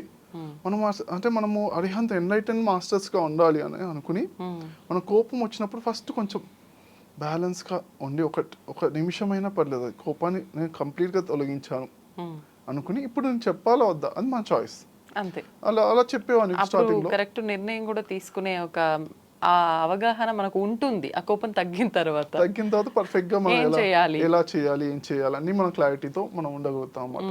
స్టార్టింగ్ లో కోపం తగ్గిన తర్వాత కూల్ గా బ్రదర్ మరి నాకు సిగరెట్ కొంచెం ఇబ్బందిగా అనిపిస్తుంది అని చెప్తే వాళ్ళు అవునా ఓకే సార్ అని వాళ్ళు కూడా ఆపేస్తారు, చాలా చక్కగా ప్రేమతో ఆపేస్తున్నారు వాళ్ళు కూడా. కానీ ఏదో కోపంగా చెప్తే వాళ్ళు కూడా బాధపడుతూ ఆపేస్తున్నారు, అంటే ఆ డిఫరెన్స్ అనేది ఉందన్నమాట. తర్వాత నాకు కూడా వాళ్ళు సిగరెట్ తాగుతున్నా కానీ చాలా రేర్గానే, ఎప్పుడు ఉండదు. ఆ, మనం ఒక 50 ఆటోలు వెళ్తే ఎవరో ఒకరు ఉంటారు. అవును అవును తర్వాత నేను వెళ్ళేదే ఒక 5-10 నిమిషాలు అనుకోండి, చిన్న చిన్న చిన్న ప్లేసెస్కి ఆటోలో వెళ్తుంటాం ఒకసారి, లేకపోతే క్యాబ్లో వెళ్తుంటాం కదా. 5-10 నిమిషాల గురించి వాడు ఆ సిగరెట్ కూడా 2-3 మినిట్స్ ఉంటుంది అంతే కదా. దాని గురించి మనము చెప్పాలా వద్దా అని కూడా, ఆటో అటు తిరుగుతుంది ఇటు తిరుగుతుంది మధ్య మధ్యలో. ఒకసారి అలా తిరిగినప్పుడు ఆ ఫ్రెష్ గాలి వస్తుంది, అప్పుడు గాలి పీల్చుకొని నాకు 1 మినిట్ గాలి ఆపే ప్రాక్టీస్ చేస్తుంటాను అనమాట. ఓకే ఆ 1 మినిట్ గాలి ఆపితే అంటే అశ్వమేధ యాగంతో సమానమైన పుణ్యశక్తి వస్తుందని ఒక చోట నేను చదివాను అనమాట. చదివితే బాగుంది కదా అనేసి నాకు అది ఎప్పటి నుంచో ప్రాక్టీస్. మన అశ్వమేధ యాగం చేసేంత పుణ్యం వస్తుందంటే బెస్ట్ కదా అనేసి చిన్న చిన్న టెక్నిక్స్ చెప్పారనమాట. మహావీరుడు కూడా కొన్ని టెక్నిక్స్ చెప్పారనమాట. వాళ్ళు ముఖ్యంగా జైనిజంలో కూడా ఫాస్టింగ్ ఎక్కువ చేస్తారు కదా. ఒక 3 గంటలు మనం తినకుండా ఉంటేనే కొంచెం పుణ్యం వస్తుంది అని చెప్తారు అనమాట. అలా అలా కొన్ని మంచి పనులు ఉంటాయి. దాని ప్రకారంగా చూస్తూ ఓకే అప్పుడప్పుడు ఇంప్లిమెంట్ చేస్తుంటాం అనమాట. సో ప్రతిసారి చెప్పాల్సిన అవసరం లేదు చిన్న ట్రావెల్ ఉన్నప్పుడు అనేసి, మనం కూల్గా మనం హ్యాపీగా ఉండాలి, అది ఇంపార్టెంట్ అనమాట. మన జీవితంలో ఎందుకు ఉండాలి అసలు, ఎప్పుడు కూడా ప్రతి ఒక్కరు హ్యాపీగా ఉండాలనుకుంటారు. కానీ నేను నాతో కన్విన్స్ చేసేలా చెప్తాను అనమాట. ఏమండి నేను హ్యాపీగా ఉంటాను అండి, మా వైఫ్ వల్ల, మా ఆయన వల్ల, మా బాస్ వల్ల, వాళ్ళే నన్ను ఉండని అనండి. అక్కడ ఎంత క్లారిటీగా కన్విన్స్ చేస్తాను. నాతో వచ్చి అందరూ కన్విన్స్ చేయడానికి భలే ఇంటెలిజెంట్గా కన్విన్స్ చేస్తాను అనమాట. నేను అసలు ఆనంద స్వరూపుణ్ణే, కానీ అలా ఉందామని అనుకుంటున్నాను, కానీ అని చెప్పి రూల్స్ అండ్ రెగ్యులేషన్స్ అవన్నీ, నాకు ఈ ప్రాబ్లం వచ్చింది, ఆ ప్రాబ్లం వాడు అలా చేశాడు, నా దగ్గర డబ్బులు తీసుకున్నాను, నేను ఇట్లా ఉంటానండి, మనుషుల తర్వాత ఎట్లా ఆ మాత్రం ఉండదా మనకు, ఉప్పుగా తింటున్నాం కదా మనకు అలా అంటూ ఎన్నో విధాలుగా కన్విన్స్ చేస్తాను అనమాట. ఎలా అన్హ్యాపీగా ఉండడానికి, ఆ క్లారిటీతో నేను హ్యాపీగా ఎప్పుడు ఉంటాను క్లారిటీతో నిర్ణయం తీసుకుంటూ, ఆ ముఖ్యంగా అంటే ఈ తపోశక్తులు అన్నీ కూడా నిలబడవండి. ఇప్పటి వరకు మనకు కోరికలు, కోపాలు, బాధలు, భయాలు, వీటిపైన పట్టు సాధించాం. ఒకరోజు నాకు మెడిటేషన్ నేర్పిస్తుంటాగా ఒక ఆయన చెప్పారనమాట. ఏమండి నేను మరి బయటికి వెళ్ళాను, వెళ్ళినప్పుడు రోడ్ క్రాస్ చేయాల్సి వచ్చింది, మార్కెట్కి వెళ్ళాల్సి వచ్చింది, నేను నా ఫ్రెండ్స్తో ఉన్నాను. వాళ్ళతో చెప్పాను నేను ధ్యానం చేస్తున్నాగా 1 అవర్ వర్షం ఆగిపోతుంది అని చెప్పాను. నిజంగా 1 అవర్ ఆగిపోయిందండి అని చెప్పాను అనమాట. అయితే ఇదే అనమాట, అంటే అదే మీ యొక్క తపోశక్తి యొక్క డబ్బులు లాంటివి, అది కూడా ఉపయోగించుకుంటే అప్పుడు ఆగదని కాదు, ఆగుతుంది. కాకపోతే మనం దేనికి వాడుతున్నాము, ఎంత పెద్ద తపోశక్తిని ఎంత చిన్న విషయాలకు వాడుతున్నారు అది చూసుకుని మనం అనవసరమైన కోరికలకి కాకుండా కొంచెం లోక కళ్యాణమైన కోరికల గురించి అయితే ఓకే, అందులో మన తపోశక్తి పెట్టినా అది ఒక ఇన్వెస్ట్మెంట్ లాగా మనకు బెనిఫిట్ వస్తుంది. అంతేకాని స్వార్థపూర్వకమైన కోరికల పైన కానీ లేకపోతే ఇవన్నీ కూడా చక్కగా చూసుకోవాలన్నమాట. కోపాల పైన కానీ, కోపము ఎంతో తపశక్తి వచ్చిందో ఒకరి మీద కోపం వచ్చేసి ఏదో అనేస్తారు అంతే, ఆ తపోశక్తి అంతా వాళ్ళకి శాప రూపంలో వాడి వైపు పోతుంది కదా, నష్టపడుతుంది. అది ఎట్లయినా వాడి కర్మ ఎలాగో వాడు అనుభవిస్తారు, కానీ మనం ఇంటర్ఫియర్ చేయాల్సిన అవసరం లేదన్నమాట. ఈ కలికాలంలో అంటే ఇదివరకు అంటే మనము రాముడి కన్నా ముందు కాలంలో త్రేతాయుగము ఆ టైం లోపల, ఆ ముందు కాలం లోపల అంటే ఈ శాస్త్రాలు అంటే ధర్మము, లా, కోర్టు ఇలాంటివన్నీ కూడా అప్పుడప్పుడే ఫామ్ అవుతున్నాయి చక్కగా. రాముడు బాగా ఫామ్ చేశాడు, కానీ అంతకుముందు ఏంటంటే శాపం ద్వారానే వినేవాళ్ళు అనమాట. ఎంతో తపోశక్తి వాళ్ళకి శాపం పెడితే ఇలా చేయొద్దు ఇలా చేయొద్దు వాళ్ళకి అర్థమయ్యేది. కానీ ఇప్పుడు అవసరం లేదన్నమాట, ఆ టెక్నాలజీ అనేది మారిపోయింది. కోర్ట్స్ అవన్నీ సిస్టమ్, పోలీస్ అన్నీ వచ్చేసాయి కాబట్టి మనము అవసరం లేదన్నమాట. అలా ఇవన్నీ తప్పించుకున్నా భగవంతుడి దగ్గర తప్పించుకోలేము. కరెక్ట్ కదా. అయితే ఇప్పుడు ఎవరికి తెలిసిన విధంగా వాళ్ళు కర్మఫలాన్ని గురించి మాట్లాడుతున్నారు. అసలు బుద్ధుడు ఏం చెప్పాడు కర్మఫలం గురించి? ఒక 10 సెకండ్స్ మెడిటేషన్ చేసి మనం కనెక్ట్ అవుతున్నాం ఆ బుద్ధుడి యొక్క ధ్యానానికి కనెక్ట్ అవుతూ అనంతమైన ఆ జ్ఞానానికి కనెక్ట్ అవుతూ 10 సెకండ్స్ 3 2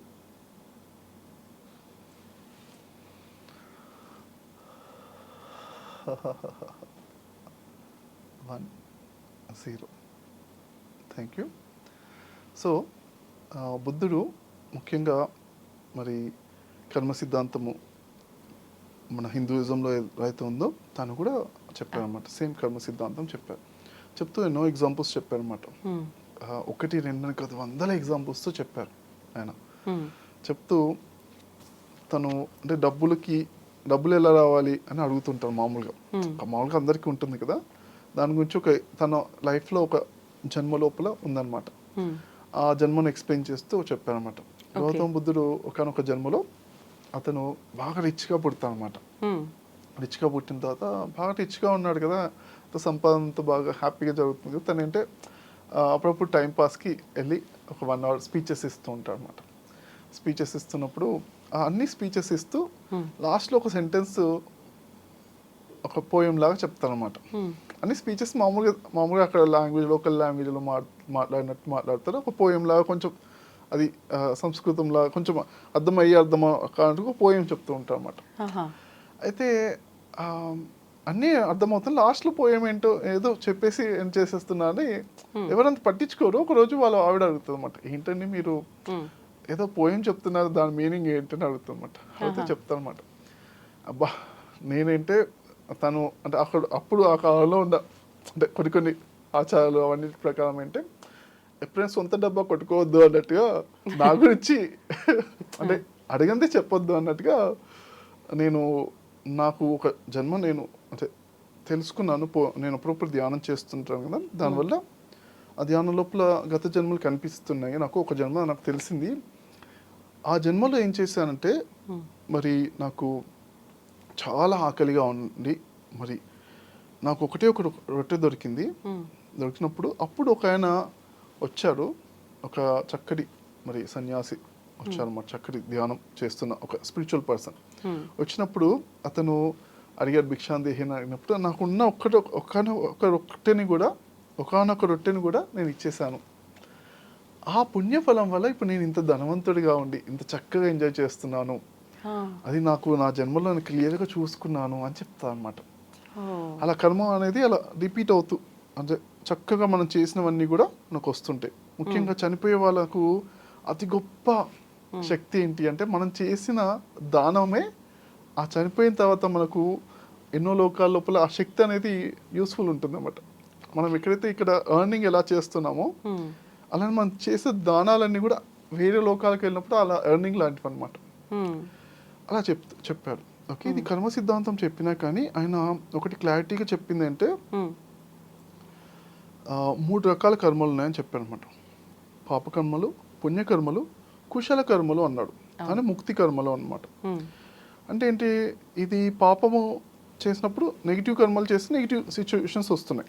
పుణ్యకర్మలు చేసినప్పుడు బాగా మరి మనం మల్టిప్లై అవుతున్నాం, గొప్ప వాళ్ళం అవుతున్నాం, చాలా చక్కటి లాభాలు వస్తున్నాయి, భోగ జీవితం అనమాట, మనీ ఇలాంటివి వస్తున్నాయి. ఇవి రెండు ఉన్నాయి. కాకపోతే ఏంటే ఇవి రెండు కూడా మన సంఖ్యలు లాంటివే. ఎలా అయితే సంఖ్యలు పెడితే మనకి ఎక్కువ ఫ్రీడమ్ ఉండదో, బంధించినట్టే ఉంటుందో, మరి పుణ్యకర్మలు కూడా బంగారు సంఖ్యలు లాంటివి. ముఖ్యంగా మనకి కావాల్సింది అంటే కుశల కర్మలు, ముక్తి కర్మలు అంటే మెడిటేషన్ రిలేటెడ్ కానీ మన ధ్యాన సాధన లేకపోతే ఆధ్యాత్మిక సాధన, ఆత్మ అంటే ఆనందానికి సంబంధించిన కానీ రీసెర్చ్ చేయాలి. ఈ ట్రైన్ యువర్ మైండ్ అంటే ఏంటంటే మనం మైండ్ని పట్టులో సాధిస్తే, మనం ఎవరైతే మైండ్ని పట్టు సాధించారో వాళ్ళు ప్రపంచాన్ని పట్టులో సాధించినట్టు అనేది ఆయన చెప్తూ ఇక్కడ చెప్తారన్నమాట. అన్ని దానాల లోపల సబ్బదానం దమ్మదానం జీనాతి అని ఒక సెంటెన్స్ చెప్పారన్నమాట. అన్ని దానాల లోపల సబ్బదానం అంటే అన్ని దానాల లోపల ధర్మదానం, దమ్మదానం అంటే ధర్మానికి సంబంధించిన దానము, జినాతి అది గొప్పగా మరి నిలుస్తుంది. అది ధర్మదానం అంటే జ్ఞానాన్ని బోధించటం, జ్ఞానాన్ని, ధర్మము అంటే ఏది మంచి ఏది చెడు అంటే మెడిటేషన్ రిలేటెడ్ స్పిరిచువాలిటీకి సంబంధించిన అనమాట. ఇలా ఇది హైయెస్ట్ అని చెప్పారు అనమాట.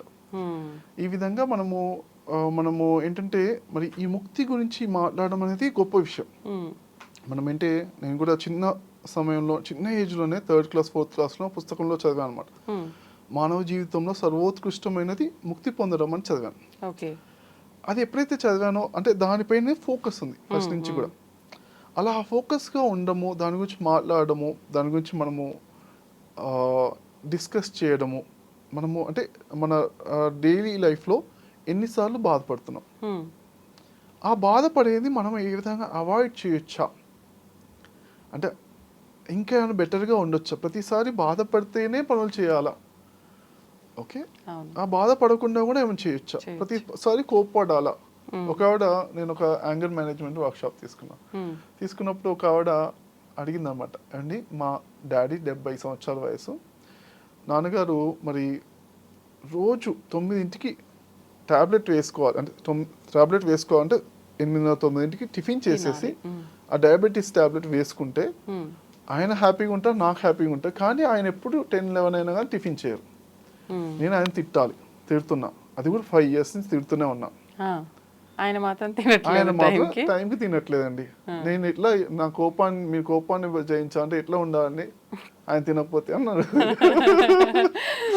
మీరు ఆల్రెడీ 5 years నుంచి తిడుతున్నారు, రోజు కోపానికి అర్థం ఉందేమో అనిపిస్తుంది. అదే కదా నేను అడిగాను, మరి 5 years తిడుతుంటే మరి ఆయన మారారా? లేదు. పోనీ మీకు లాభం ఏమైనా వస్తే మీరు తిట్టారు కాబట్టి లాభం ఉందంటే ఓకే, మంచిది. లాభం లేనప్పుడు ఎందుకు తిడుతుందా అండి? ఇప్పుడు తన కోపమే తనకు శత్రువు అంటారు కదా. ఇప్పుడు మీ పాపాలే మీ రోగాలు అంటే నమ్ముతారు, నమ్మరు. కానీ మీ కోపాలే మీ రోగాలని నమ్ముతారు కదా. అవును, మన కోపమే మనకు వచ్చింది, అనవసరమైన రోగాలు వస్తున్నాయి, హెల్త్ ప్రాబ్లమ్ అన్ని ఖరాబ్ అవుతున్నాయి కదా. ఆయన ఆల్రెడీ ఖరాబ్ అయ్యింది, మీరు ఎందుకు ఖరాబ్ చేసుకుంటున్నారు? ఓకే, మీ ఇష్టం. ఓకే, మీరు ఇప్పుడు 5 years అయింది, ఆయన ఇంకో 30 years బతుకుతారు అనుకుందాం. 30 years ఇలానే తిట్టి మీ ఆరోగ్యం ఖరాబ్ చేసుకుంటారా? లేకపోతే మీరు హ్యాపీగా ఉండేట్టుగా ఏదో ఒకటి ఏం చేస్తారో మీరే ఆలోచించండి. సొల్యూషన్ నేను ఇవ్వట్లేదు, మీరు కూడా మెదడుకు పదును పెట్టండి అని చెప్పాము.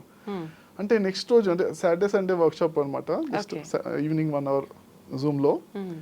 నెక్స్ట్ సండే కదా, మార్నింగ్ వాళ్ళ డాడీతో మాట్లాడిందంట, చెప్తుందన్నమాట. నెక్స్ట్ సండే ఈవినింగ్లో చెప్పేస్తుంది, నాన్నగారితో మాట్లాడినదండి, నేను ఇప్పటి నుంచి నాన్న మేము కోపంగా తిట్టడం, గొడవ చేయను, చెప్పా అంటే ప్రేమతోనే చెప్తాను నాన్న. మనం ఉన్నదే కొన్ని రోజులు హ్యాపీగా భూమి మీద, జీవితం చిన్న జీవితం, ప్రేమతోటే మాట్లాడుకుందాం. నువ్వు ఆ ప్రేమతోనే ఉండి టైంకి వేసుకుంటే హ్యాపీ, లేకుండా కానీ నేను ఇంకా ప్రేమతోనే చెప్తాను నాన్న. ఎందుకంటే కోపంతో అవ్వట్లేదు, పని అయితే పని, కోపంతో చెప్పి పని అయిపోయింది, హ్యాపీ. రోజు అదే కోపం ఎందుకండి, కొంచెం ఆలోచించండి అనేసరికి ఆమె చెప్పేసి క్లారిటీతో చెప్పేసేది. అలా మనకేంటే రిపీటెడ్ బాధలు ఉంటాయి, రోజు రిపీటెడ్ కోపం ఉంటాయి. ఇవి కొంచెం ఆలోచించాలన్నమాట. అరే ఇది రిపీట్ అవుతుంది, ఇదే రిపీట్ కాకుండా చూసుకోవాలి, కొంచెం చేసుకుంటే అదే ముక్తి, ఆనందకరమైన జీవితం, ముక్తి జీవితం అన్నమాట.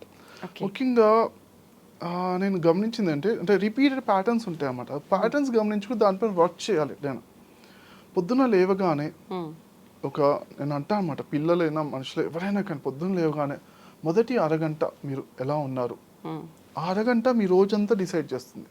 ఓకే, ఇప్పుడు మొదటి అరగంట మనం చికాగ్గా, కోపంగా, అబ్బా నాకు నిద్ర పట్టలేదు, లేకపోతే నాకు ఈ టైంలోకి ఎందుకు లేపారు, తప్పనిసరిగా జాబ్కి వెళ్ళాలా, అలాంటి ఆలోచనతో లేస్తే దానికి తగ్గట్టుగా రోజంతా అలానే ఉంటుంది కదా, ఎఫెక్ట్ చేస్తుంది కదా. మరి ఒక రోజంతా ఎఫెక్ట్ అయితే జీవితం అంతా అలానే ఉంటుంది కదా, అలాంటి రోజులే ఉంటాయి కదా. అందుకే మొదటి హాఫ్ అన్ అవర్ చాలా ఇంపార్టెంట్ అనమాట, చాలా దివ్యమైన హాఫ్ అన్ అవర్. అందుకే ఏంటంటే పిల్లల్ని కూడా చాలామంది తల్లులు ముఖ్యంగా వాళ్ళు కూడా మంచి వాళ్ళే, అందరూ మంచి వాళ్ళే కదా. ఫస్ట్ మంచిగా చెప్తాను, నాన్న టైం అయింది నాన్న, 7ంటికి నువ్వు లేవాలి, 9ంటికి స్కూల్కి వెళ్ళాలంటే 7ంటికి లేవాలి నాన్న, టైం అయింది అంటారు. మంచిగా చెప్తే పిల్లలు ఆ టైంలో డీప్లో లేవబుద్ధి కదా వరకు. మళ్ళీ నన్ను అమ్మ ఒక 5 నిమిషాలు అంటే 5 నిమిషాలు ఇస్తారు ఒక్కోసారి, తర్వాత చెప్తారు, గట్టిగా తిడతారు, ఇక తిట్టి లేపాల్సి వస్తుంది. మనకి 7:30కి బాగా బయట పూజ అన్నట్టు ఫుల్గా తిట్టడమో కొట్టడమో చేసి లేపాల్సి వస్తుంది. వాళ్ళు కూడా చికాకుతో లేచి రెడీ అవుతారు. అంతా వాళ్ళ మనసులు కూడా చాలా గందరగోళంగా, అన్యమస్తకంగా, అనీజినెస్తో, ఇవన్నీ ఈ ఇవన్నీ స్కూళ్ళ పైన, కాలేజీల పైన, అన్ని పైన తిట్టుకుంటూ, ఈ స్కూలు అంటే పేలిపోతే బాగుండదు, టీచర్లు అందరు రాకపోతే బాగుండదు. ఎంతో మంది ఫస్ట్ మా టీచర్ హెల్త్ ప్రాబ్లమ్ వచ్చి ఏదో మొత్తం కాలేజ్ ఎన్నోసార్లు, మామూలుగా కామన్ అది, ఎంతో ప్రే చేస్తూ భగవంతుని ఎంతో ప్రే చేస్తుంటారు అందరు పిల్లలు. మరి ఇలాంటి సిచ్యువేషన్స్ ని బీట్ చేయడానికి ఎలా మార్చాలి అనేది కొంచెం ఆలోచించాలన్నమాట. నేను ఒక టెక్నాలజీ చెప్పాను, అంటే నేను ఫస్ట్ ఆఫ్ ఆల్ ఉపయోగించే టెక్నాలజీ అంటే నేను మొదట లేవగానే కూర్చుంటా, హాఫ్ అన్ అవర్లో కూర్చుని ఆలోచన రహిత స్థితిలో కానీ చక్కగా, అంటే మనం ధ్యానం అంటే ఇంకేదో కాదు, మనల్ని మనం ఆనందంగా ఉంచుకునే విద్యనే ధ్యానం. ఓకే, మనం ఒక హాఫ్ అన్ అవర్ ఎంత ఆనందంగా ఉండగలుగుతాం అది ప్రాక్టీస్ చేయాలన్నమాట. అంటే మనము హ్యాపీయెస్ట్ మూమెంట్స్ గుర్తెచ్చుకుని హ్యాపీగా ఉండగలుగుతాం కదా, అది ఓకే, దాంతో స్టార్ట్ చేయొచ్చు. బట్ అవి కొంచెం ప్రాక్టీస్ చేస్తుంటే గుర్తుకు తెచ్చుకోకుండా కూడా హ్యాపీగా డైరెక్ట్గా థాట్లెస్ స్టేజ్లో అలా ఉండడం చేసేది అది ధ్యానం హైయెస్ట్ అనమాట. ఓకే. మన ఆలోచనతో మన విజువలైజేషన్స్తో చేస్తే అది ఓకే కొంత పవర్ ఉంటుంది. అవి కూడా దాటిపోయి చేస్తే ఇంకా హైయెస్ట్ అన్నమాట. నిజంగా ఆత్మ లోపల ఉన్న ఆనందం కనెక్ట్ అవుతాం అన్నమాట. అది ధ్యానం అంటే. మరి అలా ఒక హాఫ్ అన్ అవర్ చేస్తాను, చేసిన తర్వాత మిగతా పనులను చేసుకుంటాను. అయితే మరి అప్పుడప్పుడు మరి హాఫ్ అన్ అవర్ టైం ఉండదు, ఆఫీస్కి వెళ్ళాము లేకపోతే సిచ్యువేషన్స్ ఉంటాయి, అప్పుడు కొంచెం తొందరగా అంటే లేట్గా లేచేస్తాం. ఆ రోజు మనకు కుదరలేదు అనుకోండి, హాఫ్ అన్ అవర్ ముందు అలారం పెట్టుకున్నా లేవలేదు వాటెవర్, అప్పుడు ఏంటంటే మొదటి హాఫ్ అన్ అవర్ నేను చాలా నిదానంగా, చాలా కూల్, శాంతిపూర్వకంగా, ఆనందపూర్వకంగా బ్రష్ చేసుకున్నప్పుడు వీలైతే ఆలోచన లేకుండా ఉంటే అదొక శక్తి ఎక్కువ ఉంటుంది అన్నమాట, డిఫరెన్స్ ఉంటుంది. ట్రై చేస్తూ ఉండాలి ఈ బ్రష్ చేసే అంతసేపు. అంటే ముఖ్యంగా అంటే ఆలోచన లేకుండా, అంటే ఎక్కువసేపు మనం ఆలోచన లేకుండా అంటే మైండ్కి అంత ట్రైనింగ్ ఉండదు కాబట్టి ఫస్ట్ 20 సెకండ్స్ కానీ 10 సెకండ్స్ కానీ ఇస్తూ ఉంటే అది రోజుకి దాని పవర్ పెరుగుతూ ఉంటుంది అన్నమాట. నేను బ్రష్ చేసుకుని ఈ 2 minutesలో ఒక వీలైనంత వరకు ఆలోచన లేకుండా చేస్తాను. స్నానం చేసేటప్పుడు కూడా అలా చిన్న పనులు ఒక హాఫ్ అన్ అవర్ చేస్తే చాలా శక్తివంతంగా ఉంటాము. అలానే ముఖ్యంగా పిల్లల్ని ఎలా లేపాలి అంటే ఒక టెక్నిక్ చెప్తానంటే, పిల్లల్ని కూడా ఒక 20 minutes ముందు వాళ్ళని భుజం పైన చేయి పెట్టి కూర్చుని రిలాక్స్ అవ్వు నాన్న అని గోడకు ఆనుకోబెట్టిన, అది మంచానికి ఆనుకోబెట్టి కూర్చున్నాక 20 minutesలో ఏమవుతుందంటే కుండలిని శక్తి అంతా జాగృతం అవుతుంది. చక్కగా లోపల నుంచి ఒక శక్తి అంతా వచ్చి యాక్టివ్ అయిపోతుంది, బాడీ అంతా కూడా యాక్టివ్ అయిపోయి అప్పుడు చక్కగా లేస్తారు 20 minutes 30 minutes. ఇది ఒక టెక్నిక్. లేదంటే ఇంకో టెక్నిక్ అంటే పిల్లలకి చేతులు కాళ్ళు మసాజ్ చేస్తూ ఒక 20 minutes చేస్తే వాళ్ళ లోపల నుంచి ఒక యాక్టివేషన్, బ్లడ్ సర్క్యులేషన్ అంతా యాక్టివ్ అవుతుంది. అది కొంచెం ఓపిక ఉన్న వాళ్ళు అప్పుడప్పుడు చేస్తారు పేరెంట్స్. ఈ 2 టెక్నిక్స్లో ఏది చేసినా కానీ పిల్లలు న్యాచురల్గా చాలా ఆనందంగా లేస్తారు, ఆ రోజంతా ఆనందంగా ఉంటారు, జీవితం అంతా ఆనందంగా ఉంటారు అన్నమాట. అదండి. నిజంగా మీతో మాట్లాడుతున్నంతసేపు మాకు కూడా చాలా ఆనందంగానే ఉంది. మీరు నవ్వుతూ అలా ఉంటే, ఇంకా మధ్యలో మీరు ధ్యానం చేసే విధానం అదంతా చూస్తే మాకు కూడా చాలా ప్రశాంతంగా అనిపిస్తోంది. మనం ఎంత మాట్లాడుకున్నా కూడా ఇంకా మాట్లాడుకుంటూనే ఉండాలనిపిస్తోంది, కానీ సమయం సరిపోవట్లేదు. మరొక మంచి వీడియోలో మరిన్ని విషయాలు మాట్లాడుకుందాం. నిజంగా బుద్ధుడికి సంబంధించిన విషయాలు మనందరం ఎంతో నేర్చుకోవాలి ఆ విషయాల నుంచి. అవన్నీ కూడా చాలా చక్కగా వివరించారండి. ధన్యవాదాలు. Thank you very much.